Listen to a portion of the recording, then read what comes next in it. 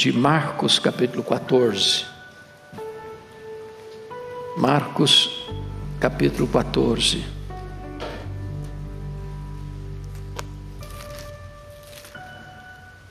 Versos 32 a 42.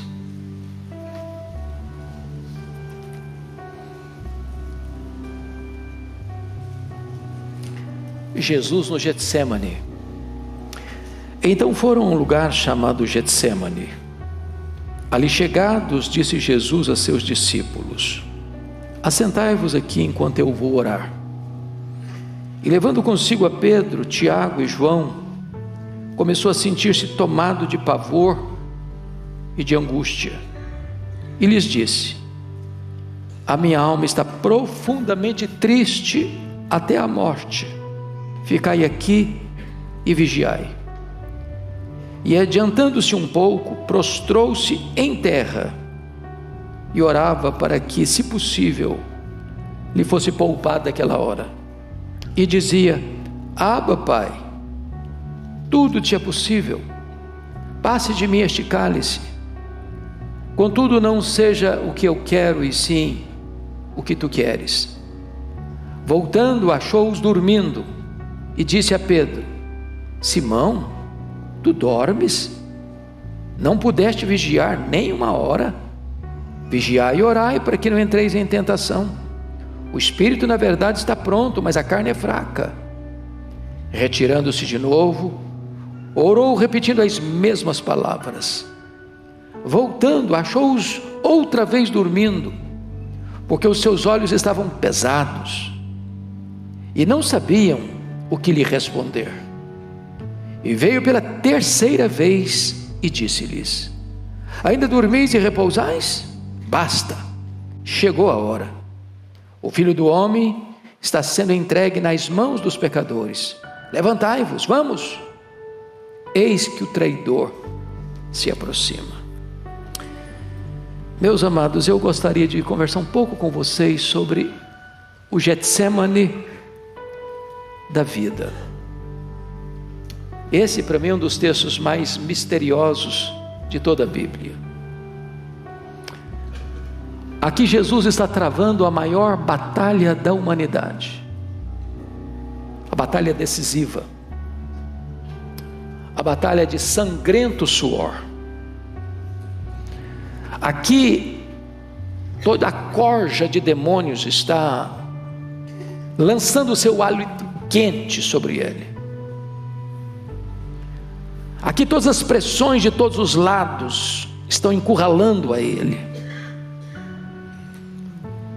O que Jesus passou no Getsemane, e nós usamos essa expressão: fulano está passando o Getsemane da sua vida, é impossível. Ninguém pode, nem passou, nem passa, nem passará o que Jesus enfrentou no Getsemane. O sofrimento dele é único, singular, irrepetível. Então gostaria de olhar esse texto, primeiro observando o local onde Jesus agonizou. Está informando aí que foram a um lugar chamado Getsemane. Essa palavra Getsemane significa prensa de azeite ou lagar de azeite, onde as azeitonas eram esmagadas, pisadas, para se extrair daí o azeite. Aquele local que fica defronte do monte Sião, que fica no sopé do Monte das Oliveiras, que fica após o vale de Cedron, o ribeiro de Cedron, era um local costumeiro onde Jesus ia para ter um tempo de oração. E foi ali que ele enfrenta a grande batalha. Foi ali que ele toma a grande decisão de não recuar diante da cruz, mas de fazer a vontade do Pai, porque para aquela hora ele tinha vindo.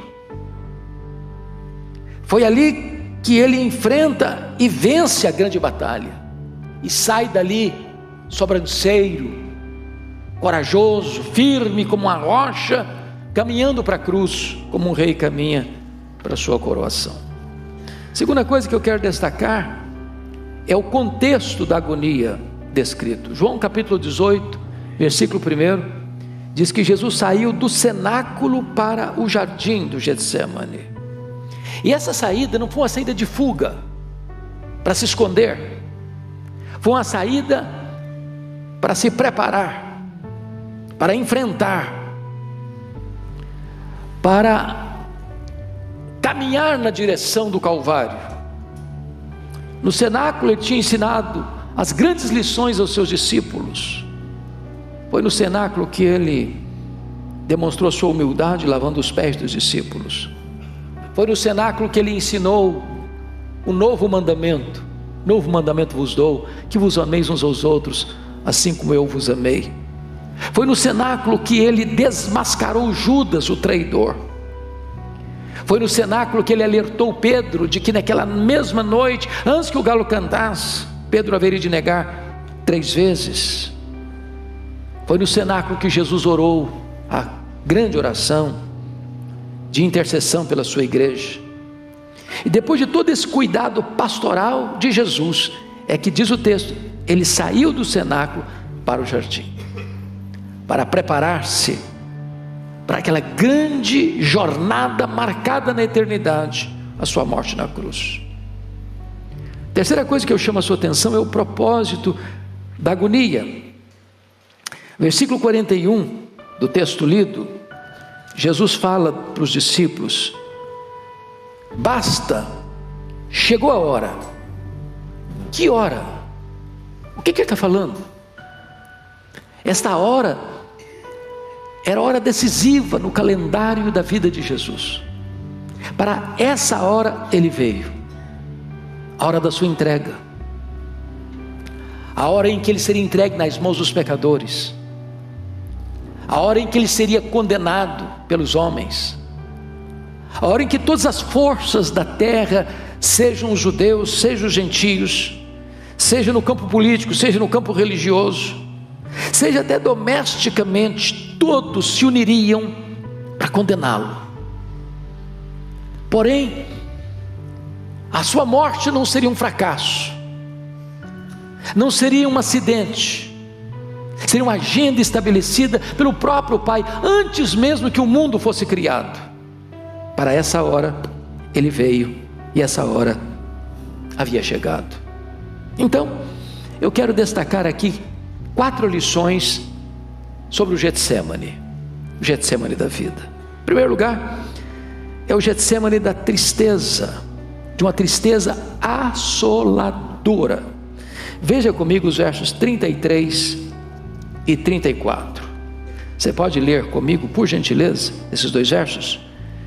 E levando consigo a Pedro, Tiago e João, começou a sentir-se tomado de pavor e de angústia.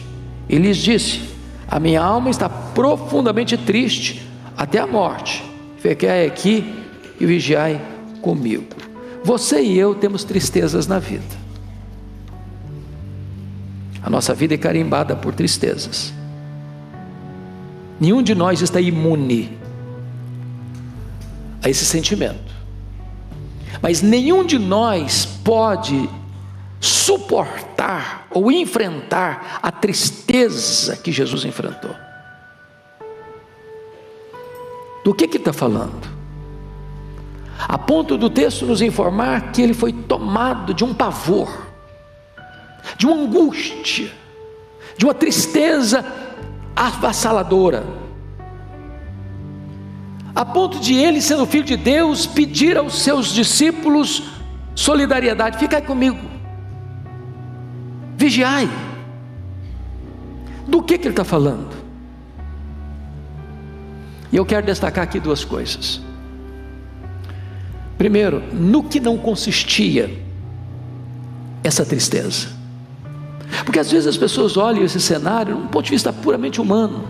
Jesus está triste porque ele está sabendo que ele vai ser preso, ele está sabendo que os discípulos vão abandoná-lo, ele está sabendo que Judas vai traí-lo, ele está sabendo que Pedro vai negá-lo, ele está sabendo que uma horda está conspirando contra ele para prendê-lo. Ele está sabendo que o Sinédrio vai se reunir para condená-lo. Ele está sabendo que vai ser cuspido, que vai ser esbordoado. Ele está sabendo que vai ser levado às barras do tribunal do pretório romano, e que o governador, por consciência fraca, por conveniência política, vai condená-lo. Ele está sabendo que suportará os apupos e vaias de uma multidão ensandecida. Ele está sabendo que vai ser pregado publicamente numa cruz. Tudo isso ele sabia. Mas essa não era a essência da tristeza dele. Ele não está triste porque sabe que Judas vai traí-lo, porque Pedro vai negá-lo, porque o Sinédrio vai condená-lo, que o governador Pilatos vai sentenciá-lo à morte, que os soldados vão escarnecer dele e feri-lo gravemente. Ele não está triste porque sabe que vai para a cruz. Então, a pergunta é: no que consiste essa tristeza? Essa tristeza, irmãos, é única dele e só dele. Por mais profunda que seja a tristeza que você e eu viemos a enfrentar, jamais enfrentaremos esse tipo de tristeza. É que Jesus sabe que naquele momento Ele vai tomar sobre si a culpa do nosso pecado. Aquele cálice que provocava horror em Jesus, pânico à sua alma, angústia de morte e tristeza profunda, era a ira de Deus que devia cair sobre a sua cabeça, a minha cabeça. Aquele cálice que gera tanta angústia e tristeza, era a convicção de que ele, sendo amado do Pai, seria abandonado pelo Pai. Sendo santo, santo, santo, seria feito pecado por nós. Sendo bendito eternamente, seria feito maldição por nós. Que sendo o coração e a essência do amor do Pai, o Pai haveria de moê-lo naquela cruz. É o horror do pecado, que a sua alma santa e pura haveria de se fazer pecado. A maldição nossa estaria sobre ele, que agradou ao Pai moê-lo naquela cruz. Nós jamais poderemos valorizar a nossa redenção se nós não tivermos compreensão do que Jesus suportou ali no Getsemane por você e por mim. Mas em segundo lugar, eu quero destacar uma segunda lição. O Getsemane da vida é o Getsemane da solidão perturbadora. Veja comigo o verso 35, por gentileza. E adiantando-se um pouco, prostrou-se em terra e orava para que, se possível, lhe fosse poupada aquela hora. Verso 39, retirando-se de novo, orou repetindo as mesmas palavras. É curioso que Jesus disse muitas coisas para as multidões. Quando ele desmascarou o traidor, ele só falou para 12, para os seus discípulos. Quando ele abriu o coração para dizer que a sua alma estava profundamente triste e angustiada até a morte, ele só contou isso para 3, Pedro, Tiago e João. Mas quando ele suou sangue, na mais titânica batalha da humanidade, ele estava absolutamente sozinho. Talvez há pequenos paralelos na nossa vida. As multidões nos acompanham, nos escutam, veem as nossas façanhas. Uns poucos, talvez, escutam de nós as coisas mais íntimas. Talvez os mais próximos conseguem acompanhar as horas de profunda tristeza. Mas aquela luta, talvez mais difícil, é você e Deus, e só você e Deus. É claro que essa solidão aqui também é única, porque nas horas mais difíceis da vida, Deus está com você. Mas a solidão de Jesus implica no fato de que o próprio Pai, que era a maior alegria, o maior prazer, o maior contentamento, e Ele o maior contentamento do Pai, saberia naquele momento que o Pai lançaria sobre Ele as nossas iniquidades, que o próprio Pai o desampararia. porque Deus precisou punir no seu filho o meu, o seu, o nosso pecado. Que Deus fuzilou o seu próprio filho com a espada da lei, para que a justiça fosse cumprida e você e eu pudéssemos ser perdoados. O Getsemane da solidão. Mas há um terceiro aspecto nesse texto, que é o Getsemane da tristeza, da solidão, e terceiro, Getsemane da oração. Veja comigo de novo os versos 35 e 39, porque Jesus, no verso 32, disse para os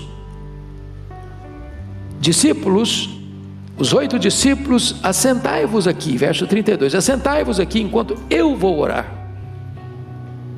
Eu vou orar.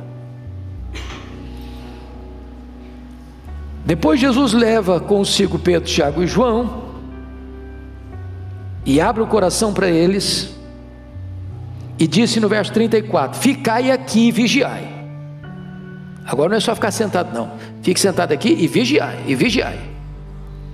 E vigiar implica orar. Mas ele sozinho, prostrou-se em terra e orava. Se você perceber, Jesus denuncia a Pedro o fato de Simão, diz: Simão, tu dormes, não pudeste vigiar nem uma hora. E aí Jesus diz no verso 38: vigiai e orai. Mas os discípulos não só não vigiam, como também não oram. E Jesus está se dirigindo especificamente a Pedro, porque fora Pedro que dissera para ele, enquanto caminhavam para o Getsemane, e é um trecho muito curto: não, Senhor, ainda que todos te abandonem, eu jamais te abandonarei. Ainda que seja necessário ir contigo para a prisão, para a morte, eu estou pronto, eu vou. Em outras palavras, eu nunca vou te deixar, eu nunca vou te desamparar, eu estou do teu lado. E Pedro não está do lado, Pedro não vigia, Pedro não ora, Pedro dorme. Mas Jesus ora. A grande questão é como Jesus orou. Primeiro, Jesus orou humildemente, sendo Ele o Criador do universo, o Senhor da glória. Diz o texto que Ele se prostrou. A ideia aqui, prostrou-se em terra, é mais do que se ajoelhar. O filme A Paixão de Cristo representou isso bem, quando o coloca estirado, deitado, prostrado, rendido, em lágrimas. Porque Hebreus 5:7 interpreta o que aconteceu aqui: ofereceu forte clamor e lágrimas. Segundo, ele não só orou humildemente, não, ele orou agonicamente. No terceiro estágio de oração, no estágio mais intenso, um fenômeno acontece: o suor, e a noite estava fria. E nós sabemos que estava fria, porque naquela mesma noite, quando foram para a casa do sumo sacerdote, o sinédrio reunido, estava frio, e tiveram uma fogueira lá para aquentar o povo, e Pedro estava lá.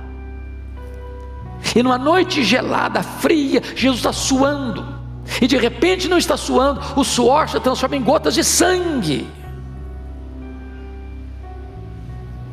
Ele está orando mais do que isso, perseverantemente.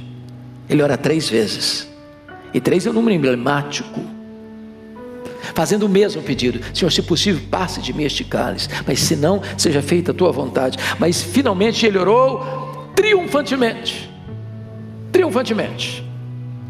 vitoriosamente. Então nós aprendemos aqui algumas coisas, meus irmãos. Primeiramente, a posição dele, da oração: se prostrou. Segundo, nós aprendemos aqui a atitude dele. Primeiro, de submissão. A minha vontade seja feita e não a tua, levou o primeiro Adão a cair no jardim do Éden. Mas o segundo Adão, na mais titânica batalha, nos ensina a orar: seja feita a tua vontade. Isso trouxe para nós salvação. Não a minha vontade, mas a tua, Senhor. E você aprende em terceiro lugar aqui a sua persistência. 3 vezes, 3 turnos.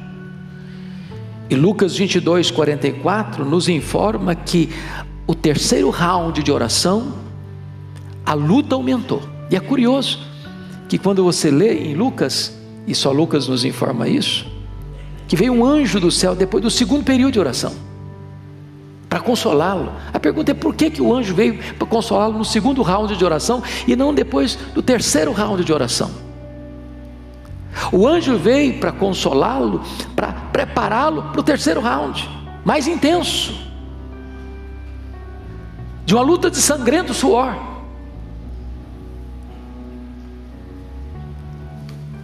Mas ele orou com agonia, e preste atenção nisso. A agonia de Jesus não foi para fugir da cruz, não foi para fugir da vontade do Pai, mas foi para fazer a vontade do Pai. Para isso ele veio. Ao longo do seu ministério ele disse isso. O Getsêmani não pegou de surpresa. O ocorrido aqui não é um acidente, é uma agenda. E o que é maravilhoso, meus irmãos, é que nessa situação ele demonstra no versículo 14, no capítulo 14, verso 36, uma intimidade com o Pai. E veja você no verso 36, e dizia: Abba, Pai. E essa é uma palavra aramaica que traz a intimidade de uma criança com o seu pai, que pode ser traduzida na língua portuguesa por papai. E ele está entendendo que esse plano da redenção é um plano que foi estabelecido antes da fundação do mundo, no conselho da Trindade, onde o próprio Pai o entregaria, não o pouparia, mas o entregaria por todos nós, e que ele, o Filho, se coloca à disposição do Pai para cumprir essa missão de vir ao mundo na plenitude dos tempos, para nos resgatar do cativeiro do pecado e nos dar a vida eterna. Isso é um plano eterno que Jesus está cumprindo. Ele não vê o Pai como um Pai carrasco que quer vê-lo sofrer as agruras da cruz. Ele entende que o Pai é o seu papai, que vai cumprir um propósito para o qual ele tinha, antes da fundação do mundo, se apresentado: eu estou pronto. E essa hora chegou, e agora essa hora se cumpre.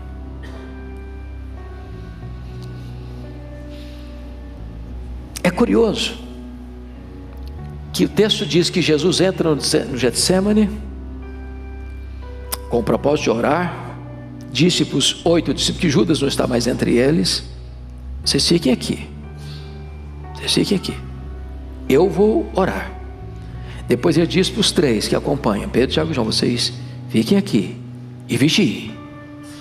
E depois Jesus corrigiu Pedro: você nem vigiou e nem orou. E no terceiro round da luta, depois do consolo do anjo, no final do segundo round de oração, diz a Bíblia que a luta foi maior, com choro, com lágrima e com sangue. Mas quando Jesus levanta a oração, não tem mais angústia. Não tem mais angústia. A angústia acabou. A vitória foi conquistada. Quando ele se levanta, e é João que apresenta esse quadro, a turba está vindo. Quando você olha a quantidade de gente pela a linguagem bíblica, tinha ali em torno de 1000 pessoas para prendê-lo. A guarda do Sinédrio, tinha a guarda romana. Vocês sabem que na época da Páscoa, a população de Jerusalém quintuplicava, todo o aparato militar do governador Pôncio Pilatos, que ficava como sede em Cesareia Marítima, vinha para Jerusalém, e essa prisão está sendo costurada nos bastidores. 2 dias antes da Páscoa, está tudo definido, tudo decidido nos bastidores. E então toda a cidade sabia que Jesus era um mestre, que Jesus era admirado pelo povo. Eles tinham medo de uma rebelião, de uma convulsão social, e então todo esse aparato vai para prender Jesus. E Judas, que conhecia os detalhes do local, era de noite, vai capitaneando toda essa gente. E Jesus não se esconde, Jesus não foge. Diz a Bíblia que é Jesus quem se apresenta e pergunta: quem buscais? É Jesus. Pois sou eu. E caíram por terra. A partir daqui não tem angústia. Jesus é levado ao sinédrio judaico, e eles cospem no rosto dele, e eles esbordam a cabeça dele, e eles acusam a ele de blasfêmia e conspiração contra César. Ele está firme como uma rocha. A partir daqui ele é levado ao pretório romano, e quem está angustiado e desesperado é o governador romano que está a interrogar. Ele está firme como uma rocha. A partir daqui eles colocam um lenho maldito sobre as suas costas, e ele começa a caminhar pelas ruas apinhadas de Jerusalém. As mulheres choram e desesperadas. Ele diz: por que vocês estão chorando comigo, por mim? Chorem por vocês, chorem pelos filhos de vocês. Ele está firme. A partir de agora ele é pregado naquela cruz, e ele transforma aquele patíbulo de horror num palco para a glória de Deus e num instrumento para a nossa salvação, e transforma aquele patíbulo de horror num púlpito onde vai pregar 7 gloriosas mensagens. Firme, firme, triunfo da oração. Mas, meus amados, eu gostaria de trazer a última mensagem. Primeiro, Getsemane da tristeza. Segundo, Getsemane da solidão. Terceiro, Getsemane da oração. Em quarto lugar, o Getsemane da consolação. Da consolação. Veja o verso 36 comigo. E dizia: Abba, Pai, tudo te é possível, passe de mim este cálice, contudo não seja o que eu quero, e sim como tu queres. Lhe risque. E ele dizia: Abba, Pai. Quando ele disse Abba, Pai, ele está como uma criança no colo do seu papai, plenamente confiante, absolutamente seguro, totalmente ciente de que tudo está sob o controle, dentro da agenda que foi estabelecida desde a eternidade. Trazendo uma aplicação para nós, que não podemos também desfrutar no sentido pleno, porque Getsemane foi único, exclusivo do Filho de Deus. Mas nas horas talvez mais difíceis da nossa vida, só o fato de você conhecer a Deus e dizer: Abba, Pai, Papai, meu Pai, isso traz alívio para o seu coração. Você não está sozinho, você não está desamparado. O seu Getsemane pode ser transformado num local de glória, de triunfo e de vitória. Mas além da consolação da comunhão com o Pai, somos informados no verso 43 de Lucas 22, que veio um anjo do Senhor, apareceu-lhe um anjo do céu que o confortava. É muito bonito o ministério dos anjos na vida de Jesus. Um anjo comunicou a Maria que Jesus nasceria.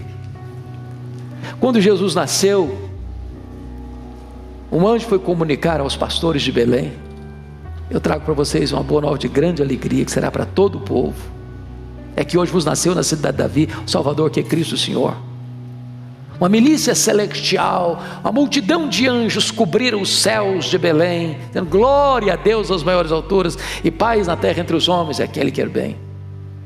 Um anjo de Deus foi servi-lo lá no Monte da Tentação, depois de 40 dias de oração e jejum. Aqui no Getsemane, um anjo desce do céu com uma missão: vai confortar Jesus. Os anjos são criaturas de Jesus, e as criaturas estão servindo ao Criador. O Senhor tem também sempre esse ministério entre nós. Quantas vezes você já foi servido por um anjo sem saber que estava sendo servido por um anjo? Quantas vezes Deus já te deu o livramento que você nem imaginava que era a providência de Deus? Eles são ministros de Deus, que trabalham em favor da igreja. Eles estão aí, cuidando, velando, protegendo, consolando.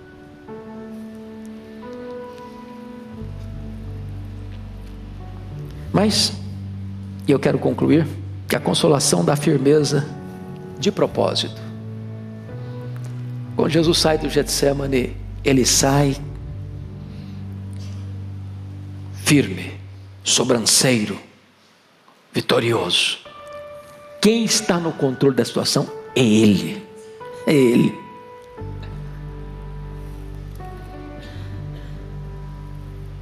Vai ser acusado? Vai.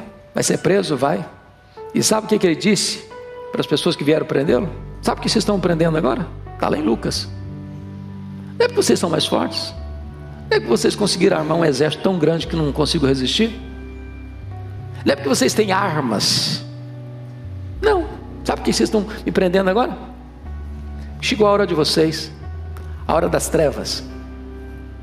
Tipo por aí, vocês nunca me prenderam, nunca puderam fazê-lo. Sabe o que vão fazer agora? Porque essa hora já estava agendada. Foi para essa hora que eu vim. Essa é a hora das trevas. Quem está no controle sou eu. É isso que Jesus está dizendo.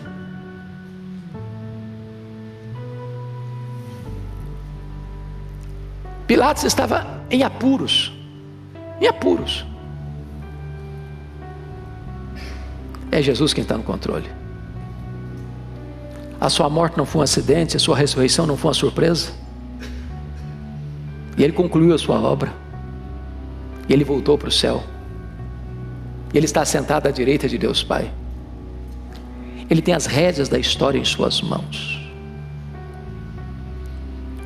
Hoje nós vivemos um dia emblemático no Brasil, onde uma grande concentração é convocada para a cidade de São Paulo. Como o pastor Ivaldo disse, às vezes a gente olha o cenário, fica meio confuso, meio angustiado, mas sabe quem está no controle do Brasil? É aquele que está sentado no trono, o Rei dos Reis e o Senhor dos Senhores. Ele quem põe reis, Ele quem tira reis, é quem levanta reinos, é quem abate reinos. É aquele que dá vida, é aquele que tira a vida, é aquele que exalta, é aquele que abaixa. É aquele que vitoriosamente vai voltar e vai colocar todos os seus inimigos debaixo dos seus pés e entregar o reino ao Deus e Pai, para que Ele seja tudo em todos. Que esse Senhor bendito e maravilhoso, que nos amou e a si mesmo se entregou por nós, seja crido, amado e servido por cada um de nós. Amém.